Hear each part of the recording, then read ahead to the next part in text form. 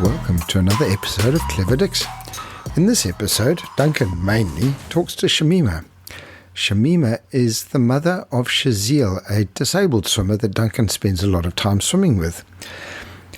We find out from Shamima what the water means to Shazeel, how she managed to get him into the pool, and how he learned to swim. We talk about his first swim at Marangi and all the way through to his longest swim, which was a 20k swim with Duncan. How do we communicate with him? How he loves to race, and sometimes when he just wants to head for home. This was a great episode. We're talking to somebody who isn't a swimmer, but swimming means so much to them. I hope you enjoy it. All right, cool. Good afternoon, good morning, good evening. I don't know where you are, what time you're listening to this. That's a bit weird, hey? Morning, Clever Dicks. Today we are chatting to Shamima Begum. Begum. Yeah. Apologies for my pronunciation, but I bet you can't pronounce my surname properly either. Now, Shamima is the mum of the legendary Batman Tom Cruise Shazeel. Sahib. And Shazeel is a mentally handicapped swimmer. What is the technical? I always feel a little bit awkward trying to explain that. Shazeel has a condition of autism. Yep. Yeah. So he's not mentally handicapped. He's autistic. He's autistic. Apologies. So, yep. And he's intellectually handicapped.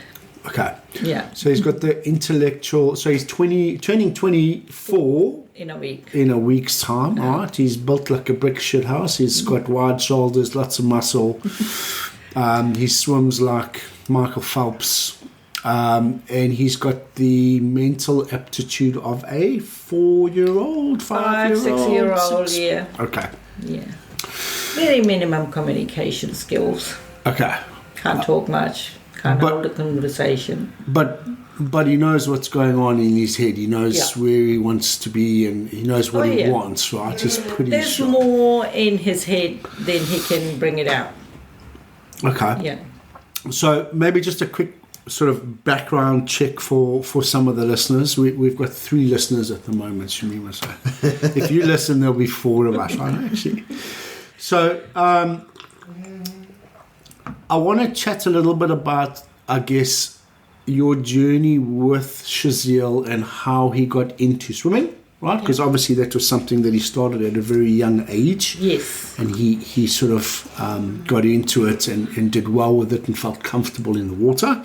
And then I also want to just touch on how you've coped with him swimming, because obviously, for example, when we take him out in the ocean, you're sitting on the side, not really being in control or being aware of what he's experiencing. Is he safe? Is he not safe? Is he having fun? Is he not? Okay. So we'll talk a little bit about that. And then obviously I'm going to add in and give a little bit about my perspective with regards to Shazeel as well. So if that's okay with you. That's fine. That okay with you, Clever Dick, Jim? That sounds like a tremendous one. Yeah? Jim can put his input too, because he's out there as well. No, so Jim's at the back of the questioning list today because he did a naked freedom swim yesterday, so he's still recovering. It's been a bit chilly, I believe, huh? So I'm the new swimmer, he's the prude swimmer. All right, so give us the background. Like when did he start swimming? When did you figure out that Shazeel could swim? Shazeel's swimming journey started when he was about 4 years old, and we had a home paddling pool. And every time he was really upset, take him to the pool, and that's what calmed him down. The water calmed him down, and he would just sit there by her in the water and just relax, not even swim. Yep. You just sit there. Yep. The water calmed him down. So that was like, thinking about how can I incorporate this in his life, and what am I going to do when he's a bit older. So that gave me an idea of getting him into swimming. Yeah. So for me, it was teaching him swimming, so if he was too upset, I could take him to a pool and he could swim. And the teaching of the swimming was a very, very long journey. It was one step forward, 2 steps back, and we just kept going like this. On the journey, that was all in the pool, right? At like swimming lessons. He type did not scenario. have any swimming lessons. So it was just you and him No. at the pool chilling, Just yeah. me at home, and then And that was here in Auckland, right? in Auckland. Not in no, Fiji. No. Shazeel was born in New Zealand. Got you. So by the time he was 5, I was teaching him basically at home, and I come from a no swimming background as well. I come from Fiji Island, so we just How many jump into- siblings have you got? We are 9 of us. 9. Oh my gosh. You said you didn't I want to meet your dad and your mom, right? Because I Clever Dicks, I've got 5. And I don't know where to turn sometimes, right? There's just not enough time in the day. My mum was our superhero. My dad died when I was only 4 years old. Just too many kids, you couldn't handle the pressure, eh? So she was left with 9 kids. She's still in Fiji, yeah? She's passed away. She's also passed, okay. Yeah. And your siblings are mostly here or there? Some here. There's 2 here. 1 in Australia and the rest in Fiji. Okay. So I still get a trip to Fiji every now and then to see them. But effectively, you're on your own here, right? Yeah, like in support wise with Shazeel, Yep. I am a solo parent. Yeah. So, like I basically raised him from the age of 5, all by myself. Yeah. And the swimming pool was my go-to whenever he was very upset. Yeah. And that's what we did. And in the journey of finding, we found a support worker that was a swim teacher at one of the swim pools. So she was a swim teacher, so she started taking him to swimming pools and get him to swim. And that's how his swimming journey started. He would swim, but he has never had proper swim lessons ever.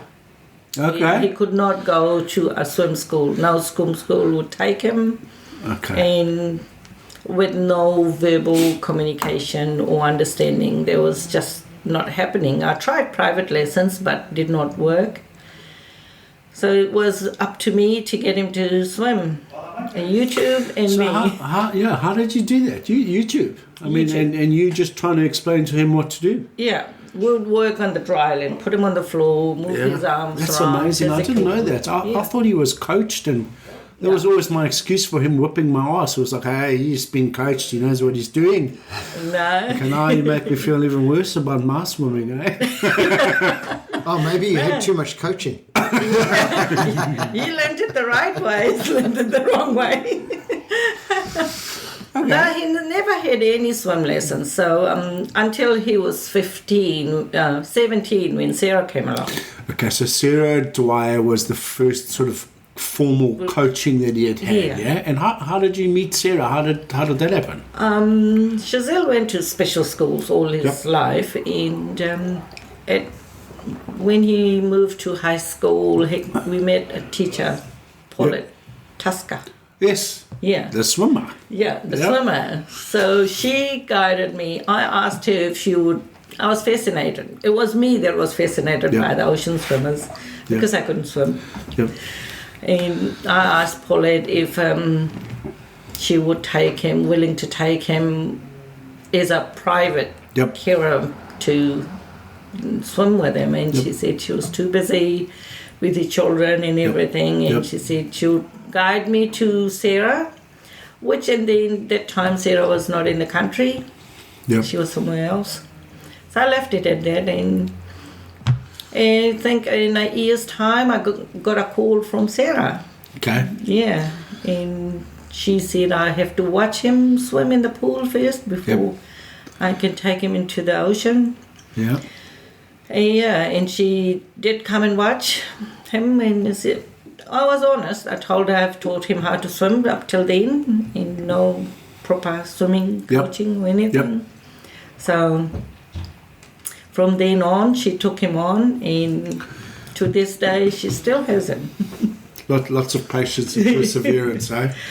Swimming with Shazeel, you got to have a lot of patience. You can't teach him anything, two things at the same time. You got to teach him only one thing at a time, and that's about. That kind of works for most swimmers, actually. If you try to do more than one thing at the same time, or maybe it's just blokes. I think it's just me, right? Yeah. The funny situation was, I was watching this lady teaching some swimmers, and they go 1, 2, 3, turn, breathe. They're not telling them to breathe, they're telling them turn. And if you did that with Shazeel would roll over but not breathe because nobody's telling him to breathe. Yeah. So I have had to count 1, 2, 3, breathe. Literally walk with him in the pool. Yeah, as far as I could walk.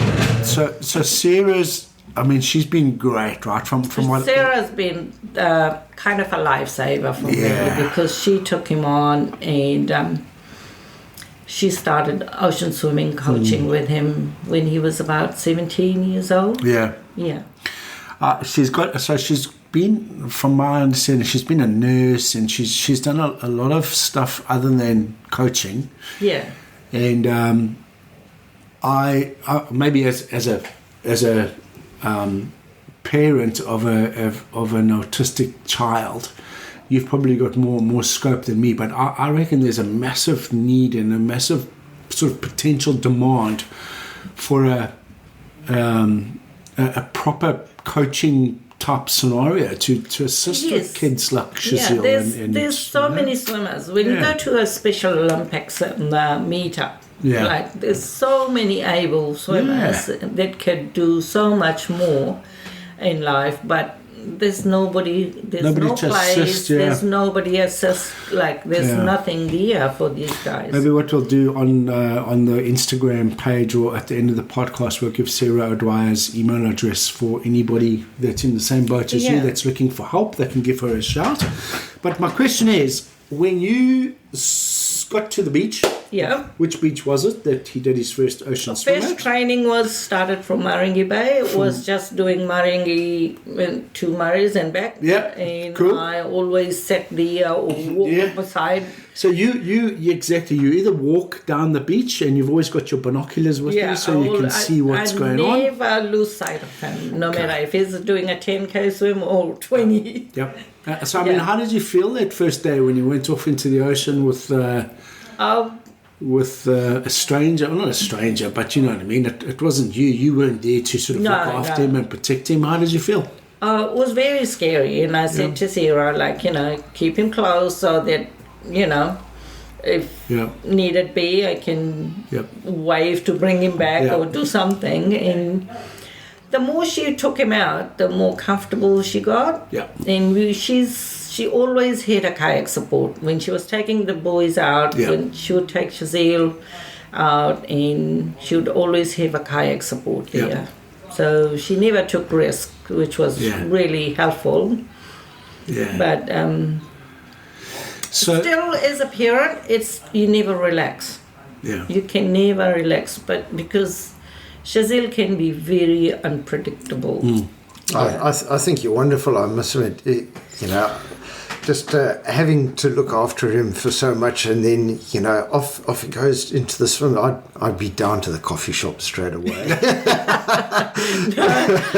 My coffee can get cold, but I'll keep my eye on him. I think you're amazing. No, I always keep it. I always keep my binoculars, and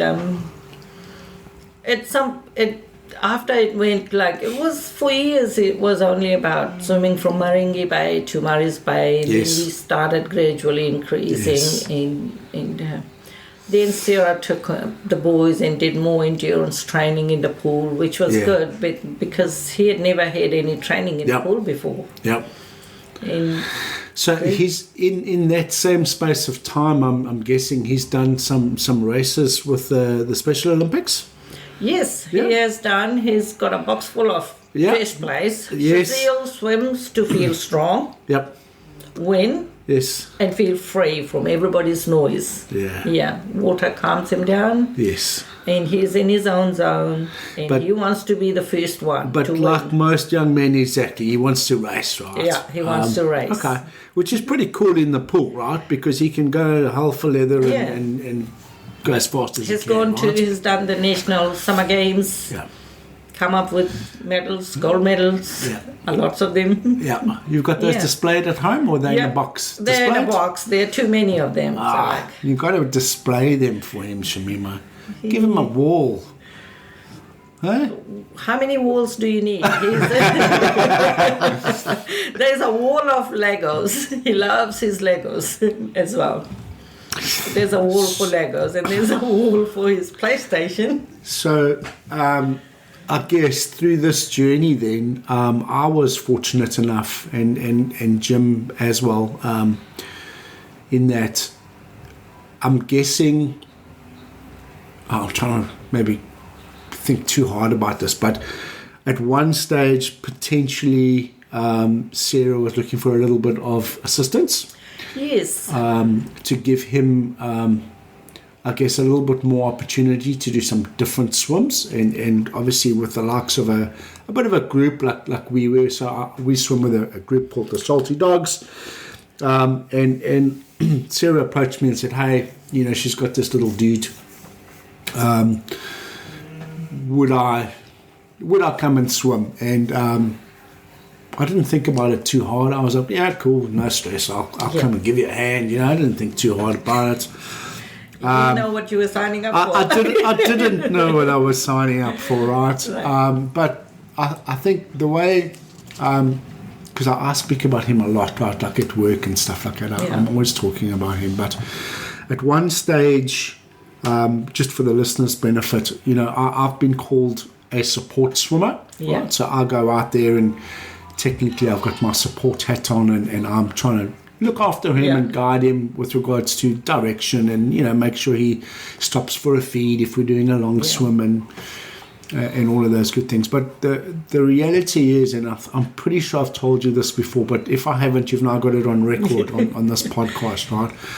But he's actually the support swimmer and he's actually out there looking after me, right? Yeah. Because half of the time I wouldn't be down there swimming if I wasn't going to meet Shazeel, right? So he does more good for me than what I do for him. And I don't ever want you to feel like I'm doing you a favour, right? Because you guys are actually doing me a favour by inviting me into his life and swimming. We're very with him. grateful that you have taken him on, because at some point, this Shazeel being a teenager, then he becomes a man, right? And he doesn't want to hang out with his mum. Yeah, of course. Boys right? don't like to hang Let's out hang with out their with some mothers cool clever dicks like us. And it's nice to have this support group. Yeah, a little bit of male company, male right? company, Yeah. go out and be himself. We are Mum's not talking for him. I guess like most young men as well, right? I guess it's easier for him to push the boundaries or say no to you and Sarah, right? Because, you're just a mum and etc. Sarah is like a second mother. Yeah, too. little mother hens. Whereas I potentially have a little bit of a harder approach.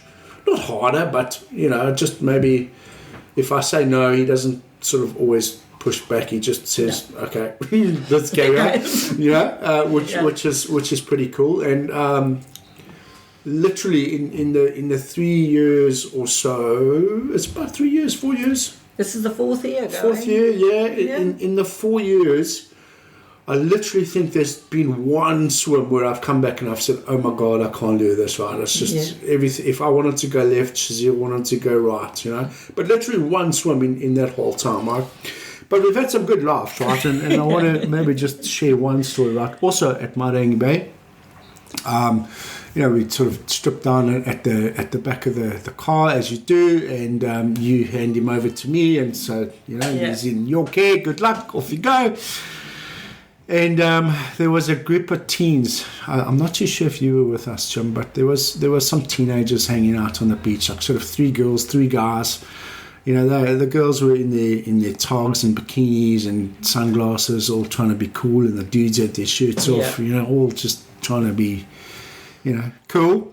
And we walked down the stairs onto the beach, and we had to literally walk in between this group of teenagers, and there were boys on the left and girls on the right as theirs. And as we got through to the middle, Shazeel turned to the girls and he put his arms up like a bodybuilding move, you know, with his biceps, and he was like, "Hi!" And I could just, in my head, I was like, "Oh my God, this is going to go pear-shaped, right? Somebody's going to get punched in the nose, right?" So I was like, "Hey guys, he's with me. It's all cool. How's everybody doing?" And the thing is he's such a sort of just good-looking, smiling, happy dude that everybody was like, "Hey, no, it's all cool. How you doing? Have a good swim," you know. With Shazeel, he looks so normal. Yeah, 100%. Yes, he does. He looks. He's a good-looking boy, normal, and he's very smartly dressed. He likes to look handsome every day. And yeah, he definitely raises the game on our swim group, eh? Look, raising the bar in our group is pretty easy because it's a pretty low starting base.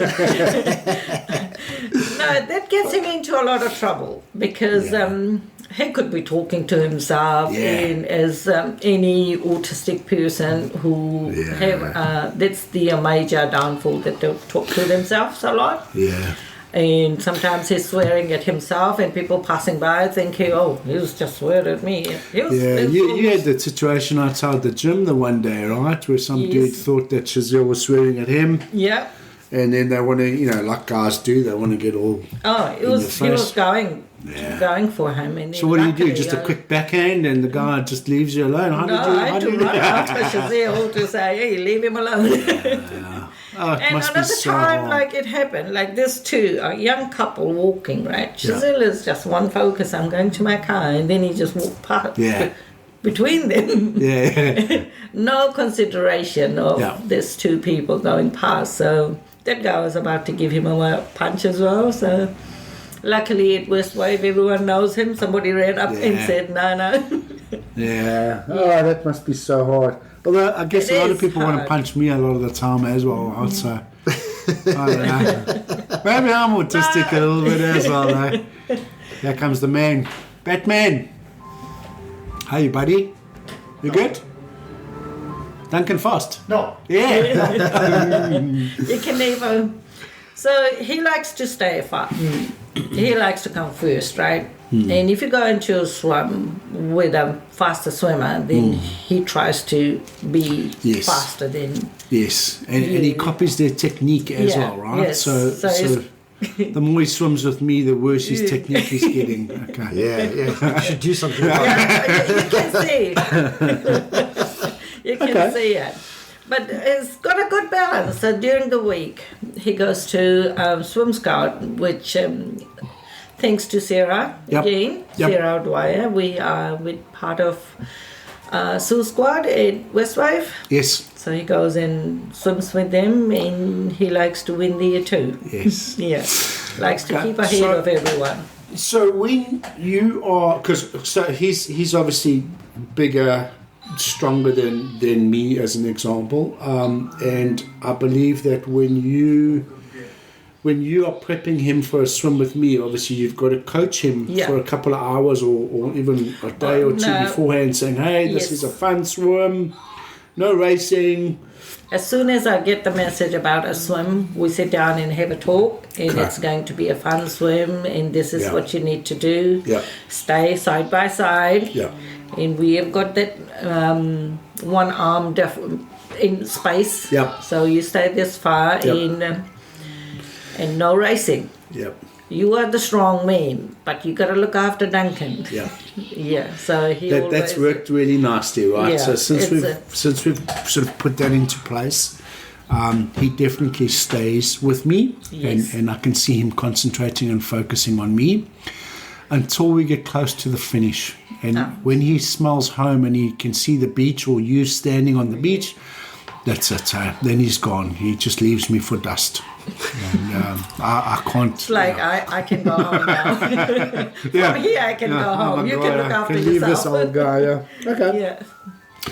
So when we are swimming, I have a couple of experiences that I can share with you. One as an example,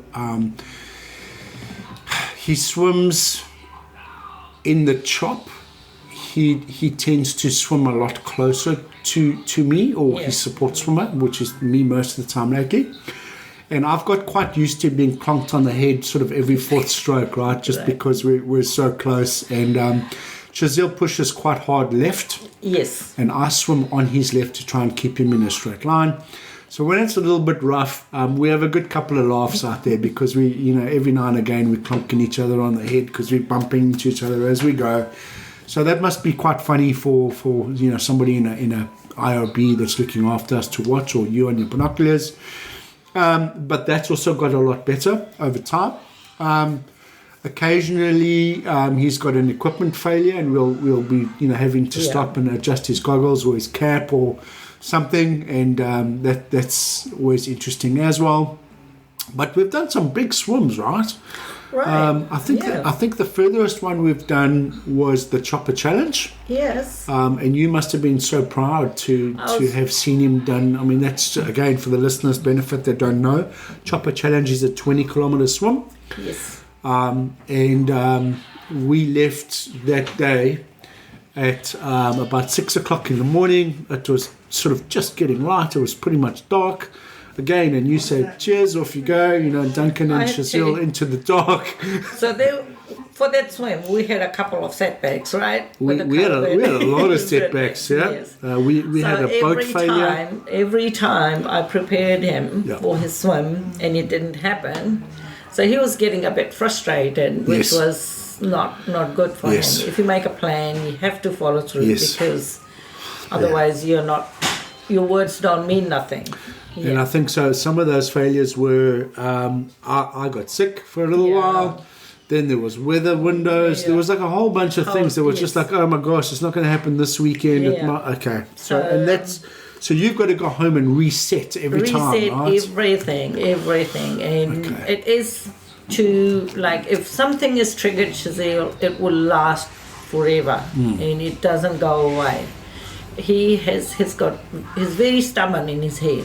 Like if I didn't take him to something this week, and it will go on for the whole week until I go back there and do the right, and then it will be fixed. Yes. So it was a lot of setbacks, and for that day, big day swim, because he doesn't understand time, he doesn't understand what 20 kilometers means. Yes. So I had to... Just a big swim. Just a long swim. Yeah. So because he had done swims around Devonport and all those beaches before, we sort of made a visual program for him to understand this is how you're going to go, and you'll start from here, breakfast, and then you'll finish at dinner. So in his head, it's not about how far he's swimming. It's about start to the end. And that's all he knows. Okay. And he'll keep going until the end comes. Yes. He won't go, oh, I'm tired. No. He does not. No, his brain just doesn't do that. So the other thing as part of those swims that's interesting to note is feeding and nutrition on a swim like that is, we've interviewed some guys that are super pedantic, right? And here you've got Shazeel, right? Who he's not even going to ask for a feed, right? So part of the tricky piece for me is having to obviously look after myself on a swim like that, because if I'm not in sort of semi-decent condition, I can't look after him. But at the same time, when we stop, we've got to get his feed out. And it's often a case of saying, hey, Shazeel, here's your juice, have a sip. And he might have literally a teaspoon, right? And then you've got to go, oi, You know, and that's where Sarah's taught me like really quite a lot is, you know, you've got to watch what he drinks because, you know, me being a dude, I'm going to just say, have a sip and, you know, you give the bottle back to me, I'll pack it away. Like when we first started teaching him to swim, drink, he wouldn't drink, he'll just put it in his mouth and that was not part of... It's not natural to sort of eat and drink while you're swimming, right? And for him, like if something is at the pools, he wasn't drinking. He was just going for half an hour swim and back, and there's no drinks. So we introduced drinking, and it was not happening. Okay. We literally had to open his mouth and squeeze the bottle in. Okay. Yeah. Well, for reference, he's got a lot better. He drinks a lot. He drinks a lot. We whip out... I know he likes his chocolate brownies that you make for him. I often take little muesli bars or some fruit, and I promise you he scoffs that stuff down like it's no tomorrow while he's out there swimming, right? In fact, on one occasion, I've whipped out a bar to eat myself, and he's just taken it out of my hand, and he's like, whoop. I say, oh, yeah, keep some for me, Shazeel, you know? Shazeel doesn't do small bites. Okay, so... What's down the line? I mean, what do you know, obviously he's 24. A couple of things that would be just sort of challenging. Like, A, is he can't stay with you forever. No. You're not going to be around forever, not being disrespectful. I'm sure you'll live for another 80 years. But at some point in time, he's going to need to be a little bit more self-reliant, I guess, or you're going to need to be reliant on other people looking after him. And... in that program, they've got to keep him swimming, right? Yes. So I'm hoping you will be alive longer than me. There's no pressure here. So it all depends whether his wife does. That's fair comment, Joe. Okay. I need to get one of my kids out swimming with us as well. There's probably a bit of a plan B there, yeah? That's my only plan, like, you know. Okay. As long as I can drive, I'll bring him to you. All right, done. So for the next 20 years, I reckon we're sorted, right? We're sorted. But then we're going to need to make a plan B at that stage. All right. But you've just become a granny, right? Right. So maybe, what's the little one's name? Rylan. And Rylan's going to be a swimmer, and Rylan will be swimming with Shazeel in 20 years' time. Sorted. Yeah. There we go. Easy peasy, dudes. Okay. I like it when a plan comes together. Yes. Or at least we've got a plan. Or maybe Jim can swim with him. Jim's already like 100. I don't know. How much longer you got, dude? 50 years or so. Easy, yeah. Elon Musk will help out. He's doing all these Neuralink brain transplant. Okay. So, we want to do some bigger swims down the line, right? We want to try and do a couple of marathon swims. Maybe one a year would be nice. It would be nice. That's for me. Like, I would think if he has something special to work for, he really likes it. Yes. And he looks forward to things. Yes. Like if we plan a holiday or plan a movie night or something, we talk about it, but it has to happen. Yeah, and that's the challenge often with these swims, right? Yeah. Because you're reliant on weather and you're reliant on a whole bunch of things, which is quite tricky, huh? So in that sort of sense, we never specifically say what day we're going to do it. And just prepare him without giving him the day and date. So, you know, when it comes, okay, we're doing it tomorrow. Yeah. But we are preparing him for that swim anyways. As the support swimmer or in the mum and the coach Sarah. Yes. What type of swims do you reckon we could do, Jim? You got some ideas? Well, I know we've spoken about it a few times. Yeah, I think just some of those longer swims or swims in different places might be nice. You know, it's as you say, you've got to deliver on it. So some of the more out there ones, you can't really sort of put into a calendar because it's logistically just a maybe if everything comes right. Yeah. So I think that would be it. So I know Shazeel does swim in cooler water, so that's fine. Yeah. You know, he just puts a wetsuit on and he just carries on. So you know, we can do all sorts of things there. Yep. So I mean, he swims through winter, right? We do outdoor swimming through winter, which is pretty cool. To maybe go back to your note, right? So when we do swim, we have a bit of a check, and it was like, well, maybe not on the shorter swims, but when we swim longer, and specifically when it gets to winter, we will say to him, "Hey, buddy, how are you feeling? Are you cold?" And to date, he's always just ever said no, because obviously he wants to carry on swimming. Yeah. The only way to find out if he wants to swim or he wants to finish would be putting two hands. Keep swimming, finish swimming. Then he'll tell you the right one. You have to put your two hands. So finish again, swimming or keep swimming. in the 4 years, on 2 occasions, and I remember them clearly, he said he's had enough. Yeah. And obviously at that point, we've headed for the beach, right? So somewhere in there, he's quite sort of clear with regards to he's comfortable or he's not comfortable. Oh, yes. Right? And he'll know when to sort of make a call.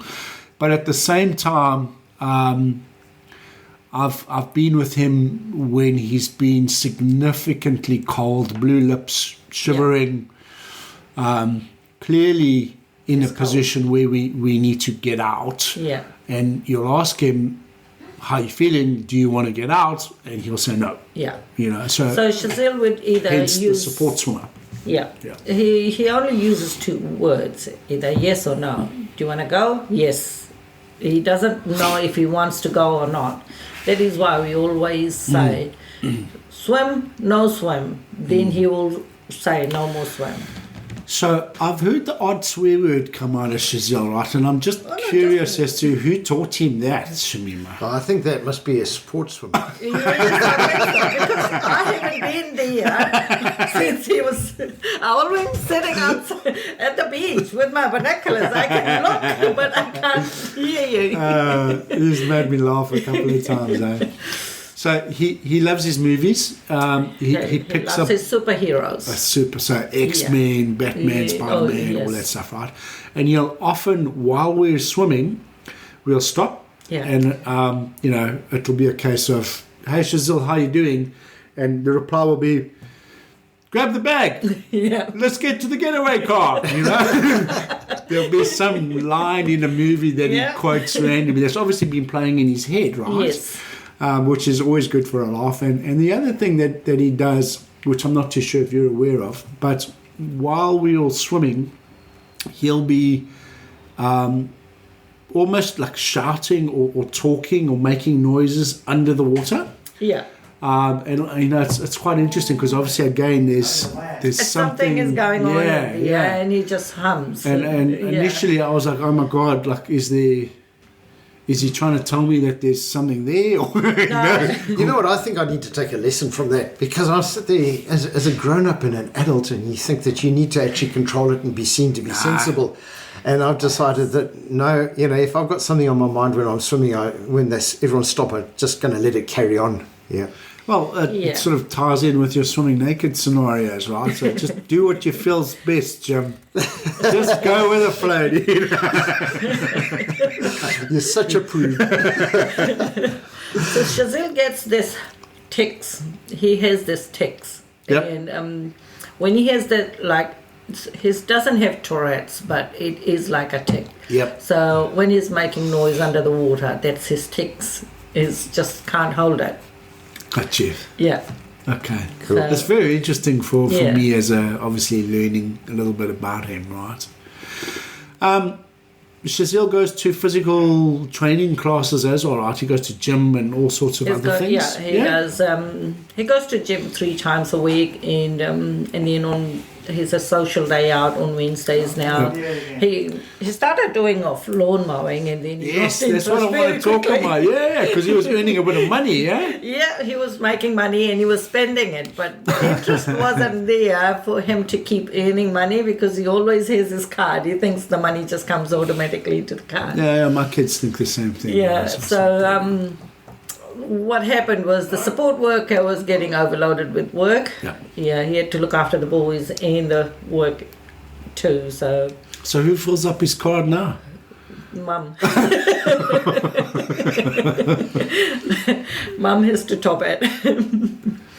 It's going to be expensive, right? It's very expensive. Like the journey with anything with special needs, any kind of special needs, it is a very expensive journey. Yes. Like nothing, you have to pay extra to get anything. You always have to pay. Yeah. Like his caregiver takes him twice, but at the same time, it's quite expensive. Yeah.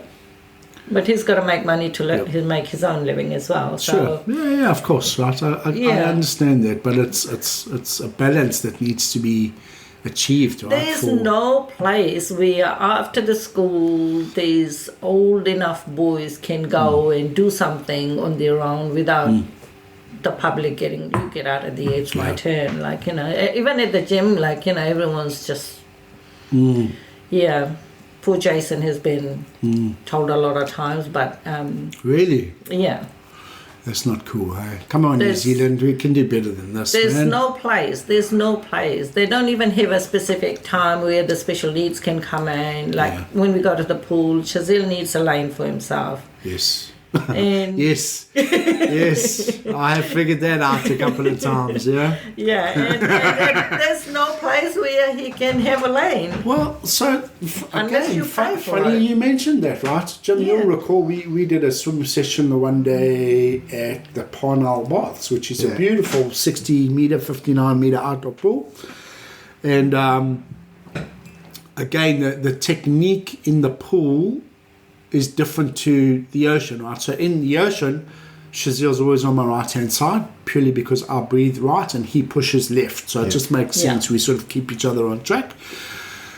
But now when you get into the pool, you can't do that unless you've got the lane to yourself, right? Yeah. So we had a little bit of an altercation with the dude who, in his defense, he didn't know what the hell we were doing. We were just two idiots taking up the whole damn lane, and he jumped in and we had a couple of clashing of arms and a swimming into each other. And I mean, the guy lost his rag, right? I mean, he literally just vented on us. But with that said, a quick conversation, a quick explanation, and the dude was like, got you. I'll find another lane, right? But, it must be so tiring to have to explain that every day, Sometimes you meet nice people who understand, but then some people would say, why didn't you book the lane? Yeah, and fair enough, right? If you book the lane, then it is. But, every time you go to the pool, you have to book a lane. Come on. Yeah, exactly. Yeah. Exactly. All right, so talk to me about Shazeel's photographs. He's addicted to photographs. Right? He loves his photos. So photos is the way he can tell the story. Yep. It's completely visual. Yep. So for the day, he has to have a photo to be able to tell the story what happened that day. So that's his thing. We take photos everywhere. Yep. And, and he has to feel the strongest man in out of there. That's funny how that works. Yeah. So I kind of enjoy when you see the two of them get out and it's Duncan back, no, Shazeel back, who's coming. And it came to, we did a swim out at Tyndall's Bay one time, and Duncan and Shazeel were swimming, and I wasn't feeling great, so I did a bit of a shorter swim, and I got out early, and I was just getting changed, and Shazeel stormed out of the sea as he does, flexing his muscles, and I just said, Shazeel back today, and he thought it was the funniest thing ever, because he knows that I'm always